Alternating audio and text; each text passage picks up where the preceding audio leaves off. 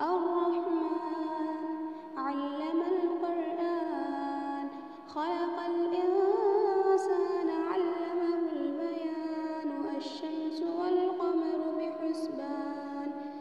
والنجم والشجر يسجدان والسماء رفعها ووضع الميزان ألا تطغوا في الميزان وأقيموا الوزن بالقسط ولا تخسروا الميزان والأرض وضعها للأنام فيها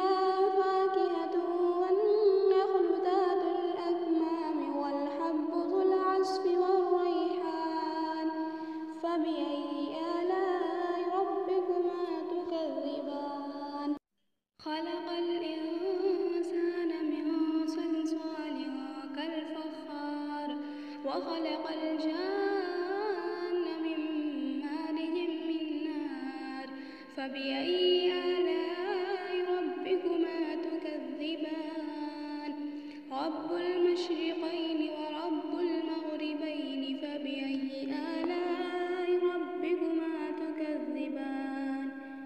مرج البحرين يلتقيان بينهما برزخ لا يبغيان فبأي آلاء ربكما تكذبان يخرج منهما اللؤلؤ والمرجان فبأي آلاء ربكما تكذبان وله الجوار المنشآت في البحر كالأعلام فبأي آلاء ربكما تكذبان كل من عليها فان ويبقى وجه ربك ذو الجلال والإكرام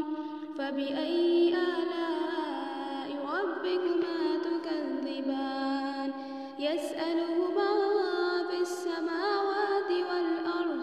كل يوم هو في شان فبأي آلاء ربكما تكذبان سنفرغ لكم أيها الثقلان فبأي آلاء ربكما تكذبان يا معشر الجن والإنس إن استطعتم أن تنفذوا من أقطار السماوات والأرض فانفذوا لا تنفذون إلا بسلطان فبأي آلاء ربكما تكذبان يرسل عليكما شواظ من نار ونحاس فلا تنتصران فبأي آلاء